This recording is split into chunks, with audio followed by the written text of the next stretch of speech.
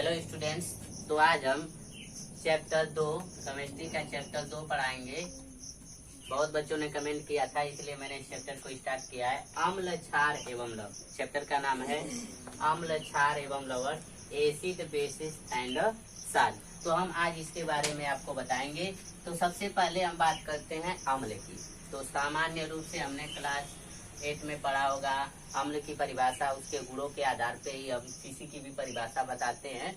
तो सबसे पहले अम्ल की परिभाषा जो कही जाती है, तो क्या कहा जाता है अम्ल की परिभाषा को, यानी एसिड। तो अम्ल को ऐसे कहते हैं सामान्य रूप से कि अम्ल स्वाद में खट्टे होते हैं, तो उनको अम्ल कहते हैं। और ये नीले लिटमस पेपर को लाल कर देते हैं। सामान्य छोटा सा बस यही याद रखते हैं। लेकिन जब इसको आर्हेनियस नामक वैज्ञानिक ने इसके बारे में अध्ययन किया, तो उन्होंने एक डिफिनीशन दिया था। उस डिफिनीशन के अनुसार, यानी हम तब कहते हैं कि आर्हेनियस के अनुसार, आर्हेनियस के अनुसार अम्ल की जो परिभाषा होती है के अनुसार। तो देखिए आर्हेनियस के अनुसार क्या होता है। इन्होंने डिफिनीशन क्या दी थी, इन्होंने यह कहा था कि वे पदार्थ जो जलीय विलयन में, वे पदार्थ जो जलीय विलयन में, वे पदार्थ जो जलीय विलयन में पूर्णतः आयनित या वियोजित होकर, आयनित या वियोजित होकर हाइड्रोजन आयन देते हैं, अम्ल कहलाते। यानी इन्होंने अम्ल की डिफिनीशन दी। देखिए आसान, एकदम याद हो जाएगा। वे पदार्थ जो जलीय विलयन में हाइड्रोजन आयन देते हैं, यानी टूट करके हाइड्रोजन आयन अगर दे देते हैं तो उनको हम कहते हैं अम्ल। यानी वो टूट के, तो जैसे अम्ल, जैसे में बहुत सारे HCl है, हाइड्रोक्लोरिक अम्ल, H2SO4 है, सल्फ्यूरिक अम्ल, HCl है, हाइड्रोजन साइनाइड, ETC। बहुत सारे इसके एग्जाम्पल आपके हो जाते हैं। तो ये हो गया अम्ल की डिफिनीशन, यानी अम्ल की परिभाषा। ठीक, उसके बाद हम क्या करेंगे, अम्ल की परिभाषा हमने पढ़ लिया। अब लिखेंगे अम्लों के प्रकार, यानी अम्ल कितने प्रकार, यानी अम्लों के प्रकार, टाइप्स ऑफ एसिड, यानी अम्लों के प्रकार। यानी हम अम्ल के प्रकार के बारे में पढ़ेंगे कि अम्ल कितने प्रकार हैं। तो हम इनके आयन के आधार पे, सबसे पहले बात की जाती है कि आयन के आधार पर अम्ल दो प्रकार के होते हैं। आयन के आधार पर अम्ल दो प्रकार के होते हैं। आयन के आधार पर अम्ल दो प्रकार के होते हैं। अब आयन क्या होता है, तो यानी किसी भी एलिमेंट पर यदि उस पे प्लस माइनस का जो चार्ज शो कराया जाता है, उसको हम आयन बोलते हैं। मतलब अब इसके आयन के आधार पर, इसके आयन के आधार पर इनको दो भागों में बांटा जाता है। पहला होता है प्रबल अम्ल, इसको बोलते हैं स्ट्रॉन्ग बेसिस, स्ट्रॉन्ग एसिड। उसके बाद आ जाता है दुर्बल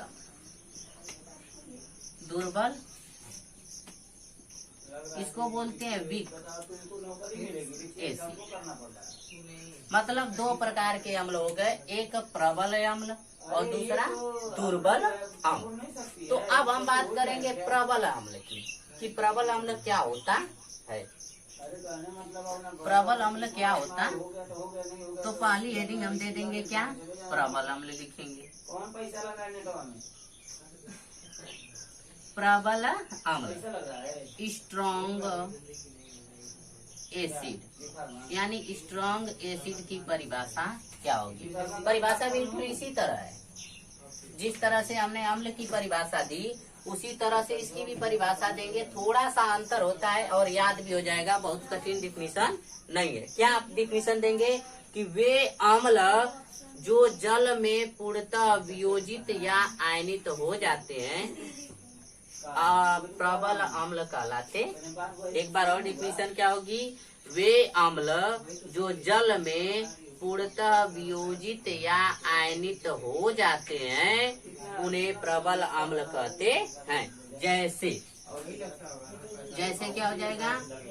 HCl, H2SO4, ठीक। उसके बाद से HNO3 ETC इत्यादि। ये नाम क्या होगा? HCl को हाइड्रोक्लोरिक अम्ल, H2SO4 को सल्फ्यूरिक अम्ल, सामान्य नाम इसका होता है तेजाब। उसके बाद HNO3 का नाम हो जाएगा नाइट्रिक अम्ल, यानी यह होते हैं प्रबल अम्ल का। जैसे में लिख लेंगे, प्रबल अम्ल की परिभाषा हमने एक बार बोल दिया, याद कर लीजिए। सेकेंड, दुर्बल अम्ल यानी बिल्कुल प्रबल अम्ल की जो डिफिनीशन है उसी में होगी, बस ये क्या होंगे? Weak acid. इसमें क्या लिखेंगे? यानी वे अम्ल जो जल में पूर्णतः वियोजित या आयनित नहीं होते, मतलब टूटते नहीं हैं, उनको हम क्या बोलते हैं? दुर्बल अम्ल। यानी जो जल में पूर्णतः आयनित या वियोजित नहीं होते हैं उन्हें बोलेंगे दुर्बल अम्ल। जैसे में HCl hydrogen cyanide, CH3COON, OH acetic अम्ल, HCOOH फार्मिक अम्ल, ETC बहुत सारे इसके उदाहरण हैं। ये तो हमने क्या पढ़ लिया? एक बार बस नाम देख लीजिए। हमने अम्ल की परिभाषा पढ़ ली, अम्लों के प्रकार के बारे में पढ़ लिया। अम्ल दो प्रकार के होते हैं, उन्हें किस रूप में बांटा जाता है? आयन के आधार पर दो भागों में बांटा गया है, प्रबल अम्ल और दुर्बल अम्ल। प्रबल अम्ल की परिभाषा में हमने पढ़ा कि वे अम्ल जो जलीय विलयन में वियोजित या आयनित होकर के आयनित हो जाते हैं उनको हम प्रबल अम्ल कहते हैं। जो दुर्बल वे अम्ल जो जल में पूर्णतः आयनित या वियोजित नहीं होते हैं उन्हें दुर्बल अम्ल कहते हैं। उसके बाद आ जाता है उनके भौतिक गुण, यानी अम्ल के भौतिक गुण। अम्ल के या अम्लों के भौतिक गुण। अम्ल के भौतिक गुण क्या होते हैं? वही डिफिनीशन से ही भौतिक गुण उसका निकाल लेंगे। पहली क्या हो गया? हमने पढ़ा अम्ल स्वाद में खट्टे होते हैं तथा नीले लिटमस पेपर को लाल कर देते हैं। सेम वही लिख देंगे, अम्ल स्वाद में खट्टे होते हैं तथा नीले लिटमस पेपर को लाल कर देते हैं। दूसरा, ये तो पहला आपका, मतलब अम्ल स्वाद में खट्टे होते हैं तथा नीले लिटमस पेपर को लाल। ठीक, दो इसमें डिफिनेशन हो जाएगी। तो और एक और लिख लीजिए, क्या होगा?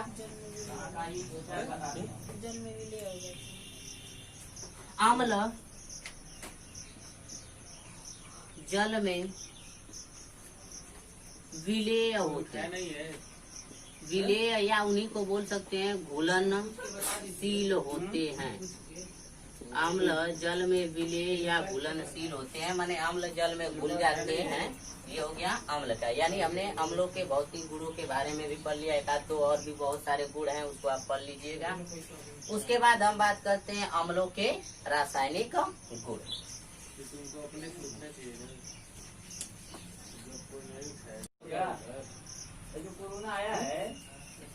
हम बात करेंगे अब किसी अम्लों के रासायनिक गुणों की।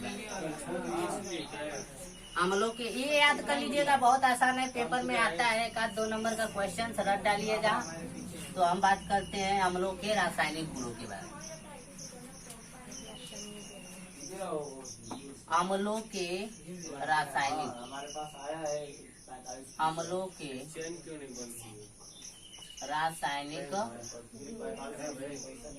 रासायनिक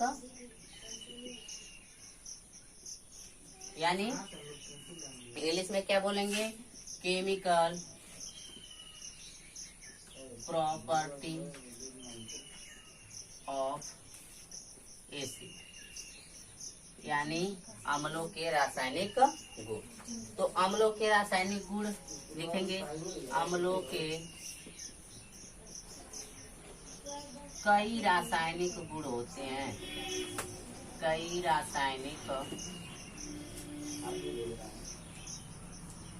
गुण होते हैं।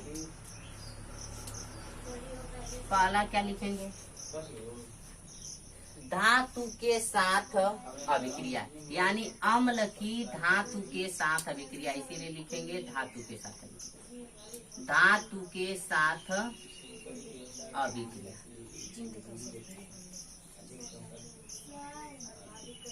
धातु के साथ अभिक्रिया, रिएक्शन विथ मेटल, इंग्लिश में बोलेंगे रिएक्शन विथ मेटल। माने हमने अम्लों का धातु के साथ रिएक्शन कराएंगे तो क्या होगा, ठीक वही आपको लिखना है।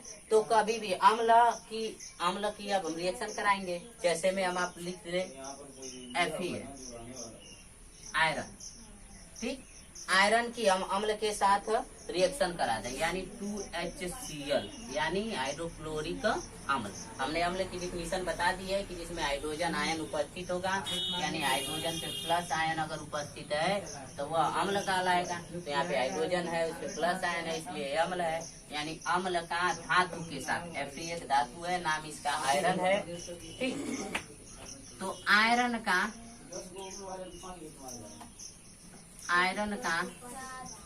अम्ल के साथ हमने रिएक्शन करा, ठीक। अम्ल के साथ रिएक्शन कराएंगे तो क्या होगा, ये इसके साथ जाएगा और इसको इसकी जगह से हटा देगा और यह इसकी जगह चला जाएगा। तो लिखेंगे FeCl2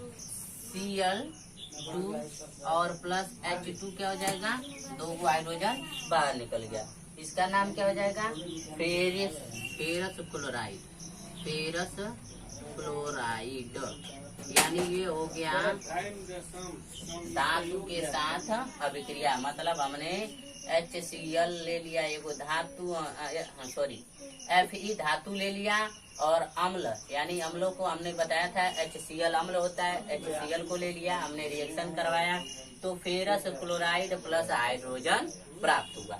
इसी तरह एक और ले लीजिए, मान लीजिए जिंक है, ये भी क्या है, एक धातु है, इसका हमने H2SO4 सल्फ्यूरिक अम्ल या तेजाब बोल सकते हैं, इससे रिएक्शन करवा दिया। रिएक्शन करवाएंगे तो क्या होगा, सेम वही कंडीशन, ये भी इसको हटाएगा। जब यहाँ से इसको हटाएगा तो इसकी जगह ये ले लेगा, Zn हो जाएगा, फिर Zn के बाद SO4 लिख लेंगे, SO4 और प्लस ये बाहर निकल जाएगा, H2 बाहर निकल। तो इस तरह से हम बना लेंगे, ये H2 बाहर निकल जाएगा, ठीक। हमने किससे रिएक्शन करवाया, धातु का अम्ल के साथ रिएक्शन करवाया। दूसरा अब किसके साथ रिएक्शन करवाएंगे, तो धातु का हम ऑक्साइड के साथ रिएक्शन करवाते हैं। धातु यानी जो भी अम्ल होंगे उनको धातु के ऑक्साइड के, यानी धातु ऑक्साइड से अभिक्रिया, धातु ऑक्साइड से अभिक्रिया, धातु ऑक्साइड से अभिक्रिया करवाएंगे, क्या होगा, तो धातु का ऑक्साइड क्या होगा, देखिए CaO, ये धातु का ऑक्साइड है, इसका हम अम्ल के साथ रिएक्शन करा देंगे, 2HCl के साथ रिएक्शन कराएंगे तो क्या बनेगा, ठीक। तो देखिए CaO है प्लस 2HCl है, इसका हम रिएक्शन करवाते हैं तो क्या बनेगा, देखिए CaCl, कैल्शियम क्लोराइड, और फिर बच क्या जाएगा, देखिए यहाँ से Ca ले लिया, मतलब ये गया यहाँ पे और ये बन गया, बच गया O और यहाँ 2 हाइड्रोजन, तो H2O बन गया, यानी जल बन गया। इसका नाम हो जाएगा कैल्शियम क्लोराइड। समझ में आ रहा है, कैल्शियम क्लोराइड, और इसका नाम हो जाएगा जल। ये आपका बन जाएगा, क्या बन गया, कैल्शियम इस कैल्शियम ऑक्साइड का हमने क्या किया कि अम्ल के साथ रिएक्शन कराया तो कैल्शियम क्लोराइड तथा जल प्राप्त हुआ। अब हम बात करेंगे अम्लों के उपयोग के बारे में। इसको नोट कर लीजिए, वीडियो पॉज करके नोट कर लीजिए। चलिए, तो अब हम बात करेंगे अम्लों के उपयोग के बारे में कि अम्लों का उपयोग क्या होता है, अम्लों के कौन कौन से उपयोग है। अम्लों के उपयोग, अम्लों के उपयोग, usage of acid.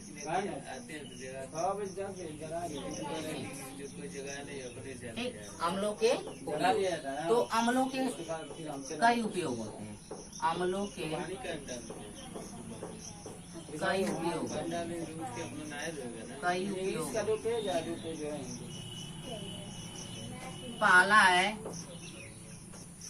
Sulphuric, sulphuric अम्ल, जिसको बोलते हैं H2SO4। ठीक, सल्फ्यूरिक अम्ल की बात करते हैं कि सल्फ्यूरिक अम्ल का कैसे होगा। सल्फ्यूरिक, तो सल्फ्यूरिक अम्ल का उपयोग क्या होता है। तो सल्फ्यूरिक अम्ल का उपयोग लेड की बैटरियों में होता है, पेट्रोलियम उद्योग में करा जाता है, प्लास्टिक बनाने में किया जाता है, कृत्रिम जो रेशे होते हैं उनको बनाने में किया जाता है, तथा उर्वरक का निर्माण करने में भी हम सल्फ्यूरिक अम्ल का प्रयोग करते हैं। इत्यादि ऐसे बहुत सारे उपयोग होते हैं जिनका हम करते हैं। उसके बाद दूसरा आपका आ जाता है नाइट्रिक अम्ल, नाइट्रिक अम्ल। तो नाइट्रिक अम्ल का प्रयोग कहाँ करते हैं। HNO3 इसका सूत्र होता है। इसका जो सोने चांदी होते हैं उनका शोधन करने में, उनको शुद्ध करने में किया जाता है। साथ ही में इससे औषधियाँ बनाई जाती हैं कि औषधियाँ बना करके हम इनका प्रयोग करते हैं। नाइट्रिक अम्ल का औषधि में भी निर्माण बनता है। तो इसका साथ ही साथ विस्फोटक जो बम होते हैं उन सब को बनाने में भी नाइट्रिक अम्ल का प्रयोग किया जाता है। उसके बाद थर्ड आ जाता है आपका हाइड्रोक्लोरिक अम्ल, हाइड्रोक्लोरिक अम्ल।